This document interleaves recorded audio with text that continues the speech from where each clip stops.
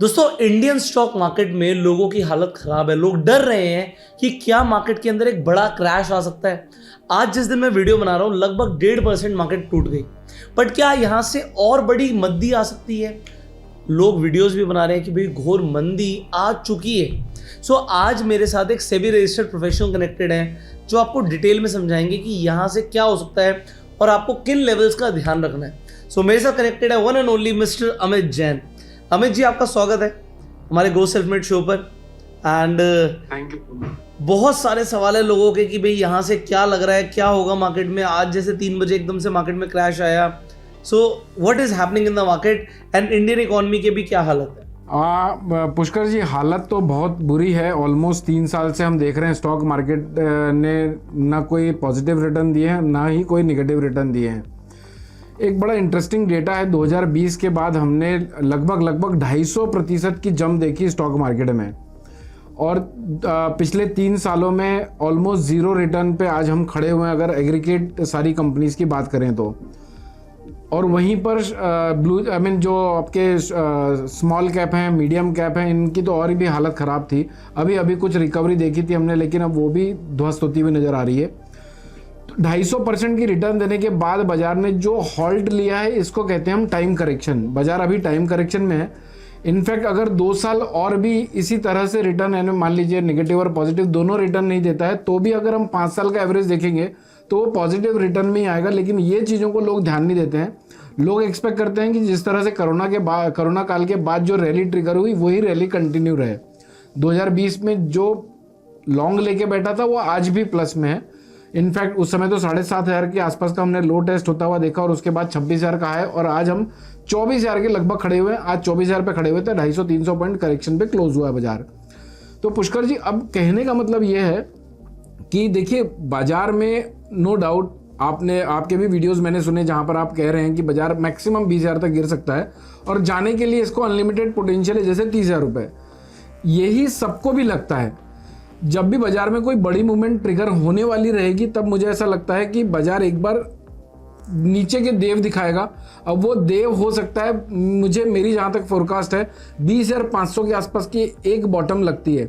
In fact आज की जो क्लोजिंग आई है वर्स्ट क्लोजिंग है। यहाँ पर 2-3 पॉजिटिव चीज़ें भी हैं और एक नेगेटिव चीज़ है। आज हमारी क्लोजिंग के हिसाब से हम नेगेटिव क्लोज हुए हैं।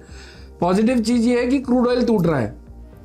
क्रूड ऑयल आज 8300 पे ट्रेड करा रहा है। कल परसों तक ये करीब 9,000। चार्ट्स खोल के दिखाएंगे तो लोगों को समझ आएगा। यस, मैं चार्ट खोल देता हूँ। देखिए, क्रूड ऑयल एक पॉजिटिव सेंटिमेंट्स दे रहा है, लेकिन ये क्रूड ऑयल की वजह से भी हमें ऐसा कुछ नहीं है कि बहुत ज़्यादा बेनिफिट होने वाले हैं। क्योंकि अभी देखिए, जो क्रूड ऑयल की रिफाइनरीज बंद हुई थी, वो उसको चालू करने के लिए, रिवाइव करने के लिए कम से कम 5 से 6 महीने का टाइम जाएगा। और जो हमारे पेट्रोल के प्राइसेस बढ़े हैं, वो अल्टीमेटली हम कंज्यूमर्स के ऊपर आएंगे और कंपनी उसके मुनाफे कम होंगे। तो ये कुछ फैक्टर्स हैं जो मुझे लगता है कि अभी भी एक मंदी बाकी बता रहे हैं। देखिए, क्रूड ऑयल का चार्ट है पुष्कर जी, ये मंथली चार्ट है। हम ओपन हुए थे करीब $104 के आसपास, और आज खड़े हुए हैं हम लोग $88 के आसपास। देखिए, चार्ट कभी झूठ नहीं बोलते हैं। टेक्निकली अगर हम इस चार्ट को देखें तो पुष्कर जी, मैं चाहूँगा कि ये जो बीच वाली कैंडल है, इसके बारे में आप अपने दर्शकों को बता दें, क्योंकि आप कैंडल स्टिक के महारत हैं, आपके पास कैंडल्स को एक्सप्लेन करने की अच्छी नॉलेज है।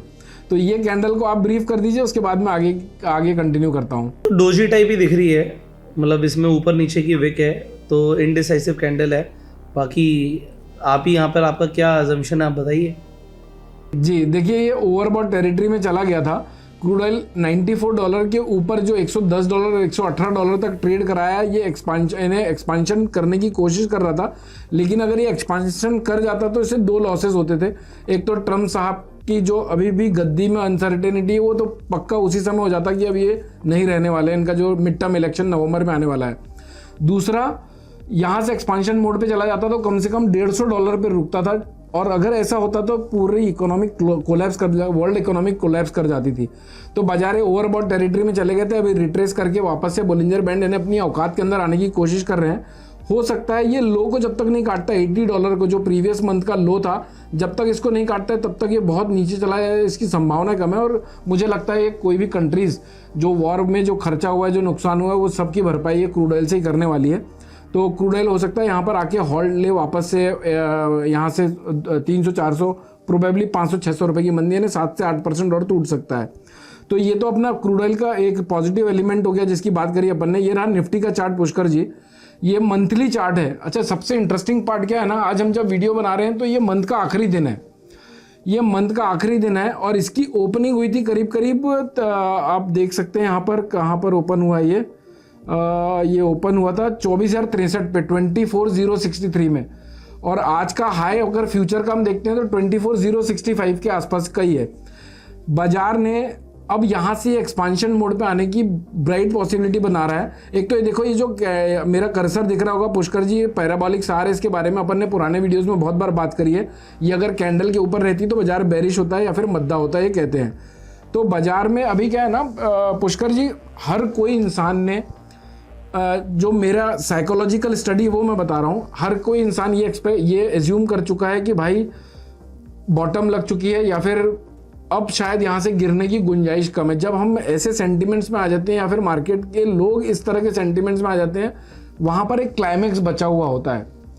अब वो क्लाइमैक्स वॉर सिचुएशन एग्रेसिवली और सीवियर होती है तो आता है, या फिर और कोई न्यूज़ की वजह से आता है, वो अभी आगे हमको देखना होगा। लेकिन मुझे ऐसा लगता है पुष्कर जी, देखिए 60 डेज मूविंग एवरेज है अपनी, ये अभी तक उसको भी टेस्ट नहीं किया बाजार ने। अच्छा, एक पॉइंट तो हमने क्रूड ऑयल का पॉजिटिव पॉइंट बातचीत करी, डिस्कस किया। दूसरा एक पॉजिटिव पॉइंट ये है कि सारे ग्लोबल मार्केट अभी लाइफ टाइम हाई पे खड़े हुए हैं, तब भी हमारा निफ्टी उसको परफॉर्म नहीं कर पा रहा है। आज हम लाइफ टाइम हाई से करीब करीब 13% नीचे हैं। तो जब हम अब क्या होता है ना, जब रिटेलर होता है वो अब आजकल, और सबसे बड़ी बात, आजकल रिटेलर्स लोग बड़े अवेयर हो गए हैं भाई, ग्लोबल मार्केट भी देखते हैं वो लोग, क्रिप्टो भी मार्केट देखते हैं, क्रूड ऑयल को भी देखने लगे हैं, गोल्ड सिल्वर को भी देखने लगे हैं।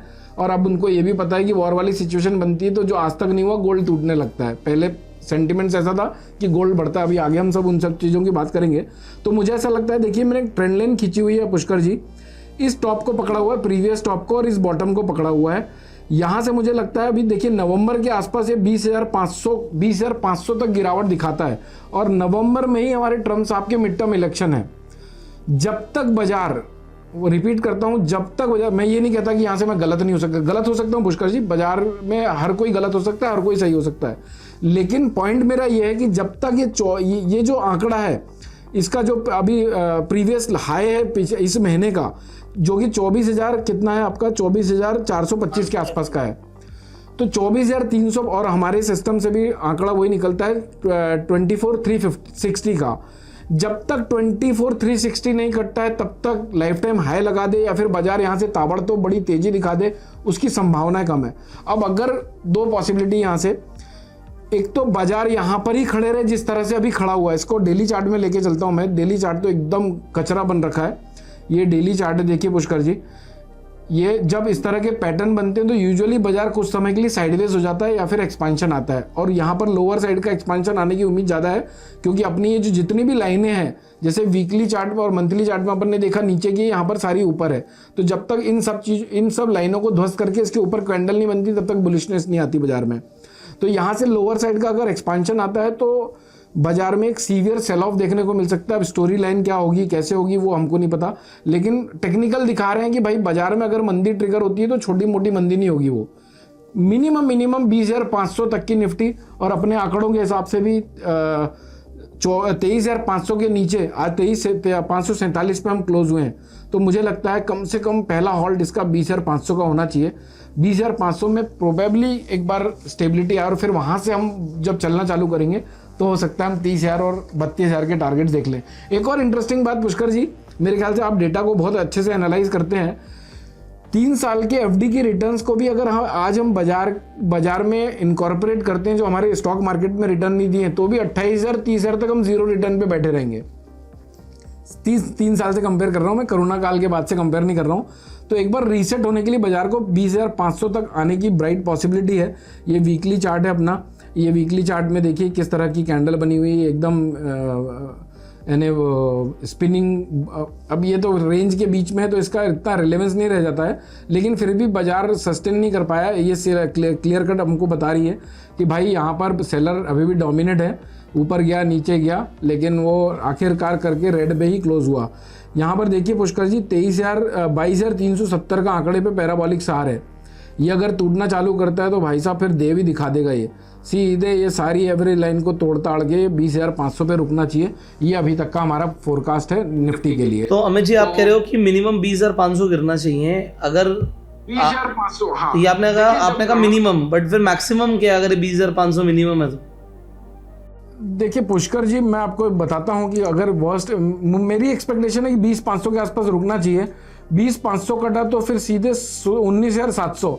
अच्छा एक बात और, हमने 3 साल पहले एक वीडियो बनाई थी, उस दिन का ब्रेकआउट जोन 19,980 का था और वहां तक बाजार गिर सकता है। वहीं से रैली स्टार्ट हुई थी मेरे ख्याल में। उस समय बोलिंजर बैंड के ऊपर कैंडल बनी थी, तब मैंने कहा था यहाँ से एक्सपांशन आ सकता है।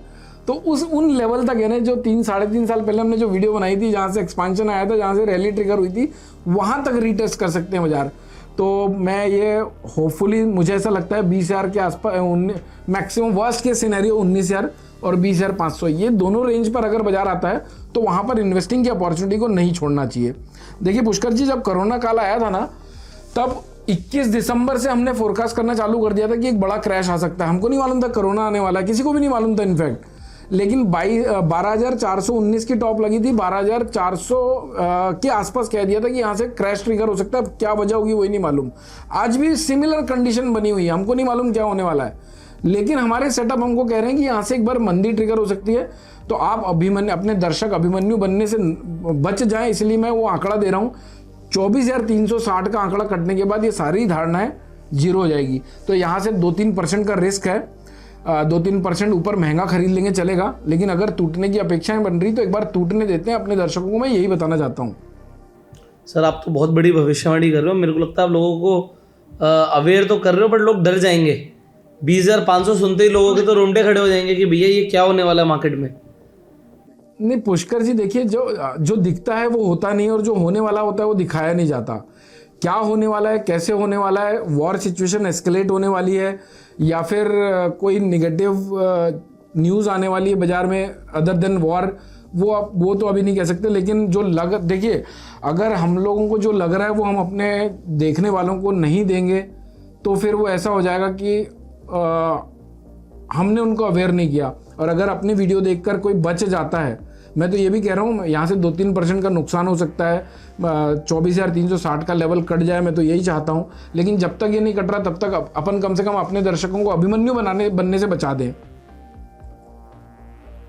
करेक्ट है सर। और बैंक निफ्टी के क्या लेवल्स लग रहे हैं आपको? बैंक निफ्टी वर्स्ट कंडीशन में 47,500, यहाँ से 10,000 पॉइंट नीचे। अभी HDFC बैंक का भी हमने देखा है। कई स्टॉक ऐसे हैं पुष्कर जी, जैसे कि इंडसइंड बैंक हो गया, इसमें तो आप खोल लीजिए बैंक निफ्टी को। जी देखिए बैंक निफ्टी का चार्ट ये है, नहीं ये सिल्वर का है, हाँ नहीं ये है, ये बैंक निफ्टी का चार्ट है। देखिए बैंक निफ्टी में भी सिमिलर पैटर्न है, कोई डिफरेंस नहीं है। वीकली चार्ट में सिमिलर पैटर्न है। मंथली चार्ट में अगर हम देखते हैं तो मंथली चार्ट में भी ये मोर और लेस बायर और सेलर दोनों ही डोमिनेंस क्रिएट कर रहे हैं, बता रहा है। लेकिन अगर बैंक निफ्टी टूटती है तो देखिए ये जो एवरेज लाइन है ये अपनी 60 डेज मूविंग एवरेज लाइन है, ये अभी 46,600 के आसपास खड़ी हुई है। ये 3-4 हफ्तों में ट्रेवल करके 47,500 और अपर जो लोअर बुलिंजर बैंड है ये वाला, ये देखिए मैं इसको थोड़ा डार्क कर देता हूँ तो अच्छे से दिखेगा लोगों को। ये जो बुलिंजर बैंड है, ये बुलिंजर बैंड तक आने की पॉसिबिलिटी बना सकती है एक बार, और कोई बड़ी बात नहीं है। बाजार में कुछ भी हो सकता है पुष्कर जी, हम जो नहीं सोचते ना वो हमेशा होता है, और तभी लोगों को सबसे ज़्यादा लॉस होता है। तो ये बुलिंजर बैंड देखिए, लोअर बुलिंजर बैंड 47,635 के आसपास का है, तो इसके आसपास एक बार गिर सकता है। बैंकिंग सेक्टर में वैसे भी थोड़ी समस्याएं चल रही हैं, यानी जैसे हम HDFC बैंक को देखें, SBI बैंक को देखें, सब एकदम बेरिश टेरिटरी में ऑलरेडी घुस चुके हैं, और अभी से नहीं पिछले 1 महीने से घुसे हुए हैं। ये बस वेट कर रहे हैं कोई नेगेटिव न्यूज़ का कि भाई अब गिरेगी तब गिरे। कोई नेगेटिव न्यूज़ आए तो सबसे पहले ये धराशायी होंगे। इनफैक्ट ICICI बैंक जो अभी तक आउट परफॉर्म कर रहा था वो भी बेरिश टेरिटरी में आने की कोशिश कर रहा है, और ICICI बैंक जो अभी तक बुलिश था यहाँ से कम 20% एक बार नेगेटिव न्यूज़ के चलते फॉल दिखा सकता है। ये तो बहुत बड़ी बड़ी भविष्यवाणी है सर। मतलब मैं तो खुद सोच में पड़ गया हूँ। बैंक निफ्टी में एक आंकड़ा दे देता हूँ पुष्कर जी, देखिए गलत होता हूँ तो कम से कम अपन एक्सेप्ट करेंगे आकर। ऐसा नहीं है कि अपन बोल देंगे कि भाई हम मंदी कह रहे थे और तेजी आ गई तो हमने बताया नहीं। मैं एक आंकड़ा दे देता हूँ पुष्कर जी, 55,800, यानी आज की हमारी क्लोजिंग आई है 54,770 की। 55,800 के ऊपर पॉसिबल है कि बाजार हमारी बातों को, हमारी धारणाओं को गलत साबित करना चालू कर दे। तो यहाँ से 1000 पॉइंट महंगा ले लेना चलेगा 2-2.5% ऊपर, लेकिन अगर टूटने की कोई संभावना है, दिख रहा है बाजार में, तो थोड़ा वेट एंड वॉच करिएगा। और ऐसा भी नहीं पुष्कर जी कि यहाँ से भर भर के कोई पुट बाय कर ले कि भाई अब तो सेबी रजिस्टर्ड रिसर्च एनालिस्ट ने कह दिया तो लगा दो दाव पे सब कुछ। पास्ट परफॉर्मेंस फ्यूचर परफॉर्मेंस की गारंटी नहीं देती है, तो प्लस माइनस ये सब अपने रिस्क को बराबर मैनेज करके काम करिएगा। और कोशिश करिए कि far out of the money के कॉल ऑप्शंस को लीजिए, जैसे दिसंबर वायदा कारोबार का। निफ्टी में तो बैंक निफ्टी में लिक्विडिटी कम है, निफ्टी में आप लोगों को मिल जाते हैं दिसंबर, जनवरी, फरवरी के भी वायदे कारोबार अगले साल तक के।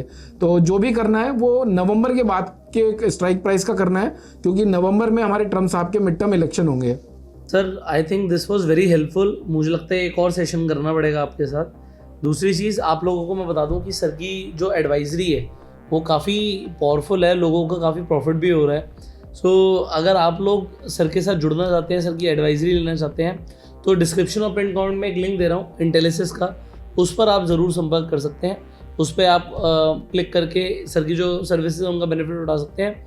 फाइनली आपको क्या लगता है, क्या सच में बाजार 20,500 तक के लेवल पर जाएगा, या आपके कुछ और थॉट्स हैं तो आप कमेंट्स में ज़रूर बताइएगा। फाइनली अमित जी के जो यूट्यूब चैनल का लिंक है वो आपको डिस्क्रिप्शन में मिल जाएगा, डू फॉलो। फाइनली इस वीडियो को लाइक कीजिए, subscribe the channel, click on the bell icon. You go self made and जय हिंद।